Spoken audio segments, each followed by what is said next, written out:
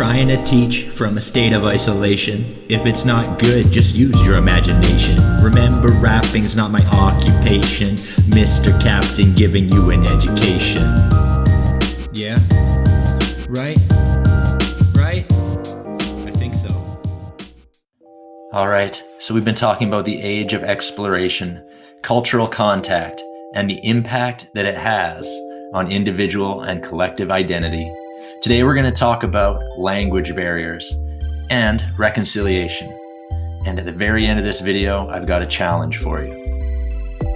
So we've already talked about cultural contact in Canada, where Spanish explorers or Portuguese explorers came to our East Coast, encountered some First Nations people, said, hey, they're jacked. They'd make great slaves. Let's send them back. And then kind of ultimately how that led to the extinction of the Beothuk people. We've also talked about Christopher Columbus. Is he a hero for establishing this new continent, which has led to the great civilization we're now a part of? Or is he a villain for the way he treated the people he encountered and treated them as people to be conquered? Like any issue, there's multiple perspectives on this, but I think it's fair to say that when it comes to cultural contact, rarely are both parties winners. In 1867, Canada, as a country but still a colony of the British Empire, passed a set of laws called the Potlatch Ban. And this was an attempt to abolish First Nation ceremonies. We've talked about this. We've also talked about residential schools at length. There's other lessons out there for you guys to learn more about this. I think it's important to recognize that our beloved Canada has a messy history of cultural contact, and we're still working hard to reconcile the relationships that were harmed in the process. Even today, we're dealing with the questions of traditional, spiritual, and cultural practices that happen in our current society. Things like Sharia law, arranged marriages, and even the fact that we have publicly funded Christian schools as a part of our public school system. Today, language barriers are mostly a problem when we're traveling or meeting people from another country. But thanks to globalization, we can overcome these barriers pretty easily. Thanks to the internet, we can learn a lot about other cultures before we come in contact with them. And the universalization of pop culture has given us a lot of common ground. We also share a lot of social cues and communication that is nonverbal, thanks to globalization. I'm not saying language is an easy thing to navigate, especially with someone from another culture, but compared to the early 1800s, or even before that, when cultures were coming into contact for the first time, our issues with language are a lot simpler. Imagine you're encountering a group of people that you knew nothing about. You'd be a lot more concerned with your survival than vocabulary, so you'd need to communicate really quickly. I'd imagine this would happen through a lot of social cues on body language, and definitely lots of trial and error. I mean, I try to communicate with my 2-year-old daughter, and most of the time I'm just guessing what she's trying to say. The second part of this lesson is about reconciliation. According to Google, reconciliation means two things. 1, the restoration of friendly relations. Or 2, the action of making one view or belief compatible with another. I find these definitions interesting. The first one talks about the restoration of friendly relations, so it assumes that the relationship's already been damaged to begin with.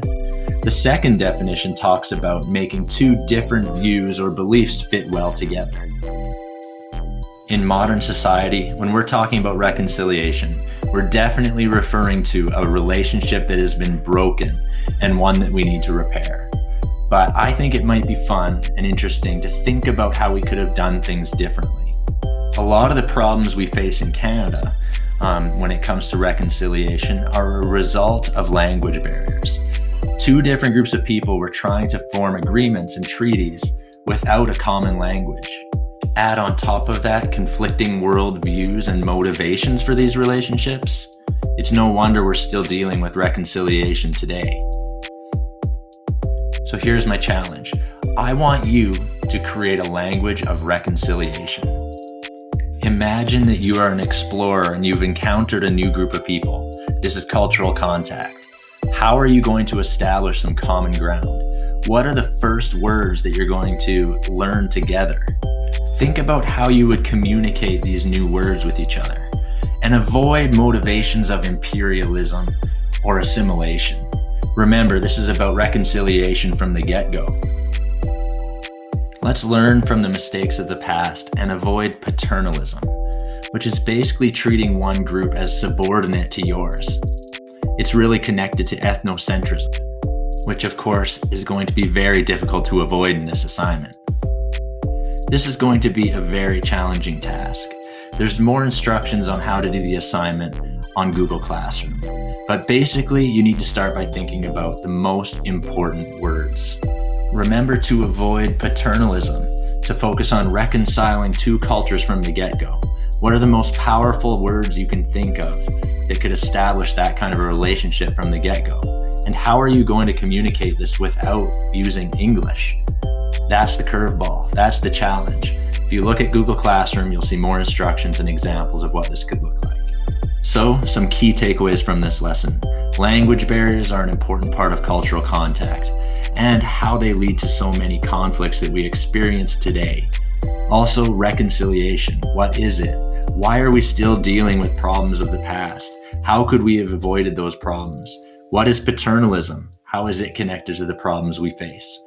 And the challenge. Can you come up with a language that is based on reconciliation right from square one? And can you do that using only symbols and images? Man, that's going to be hard. Mr. Captain giving you an education. Yeah? Right? Right? I think so. Yeah.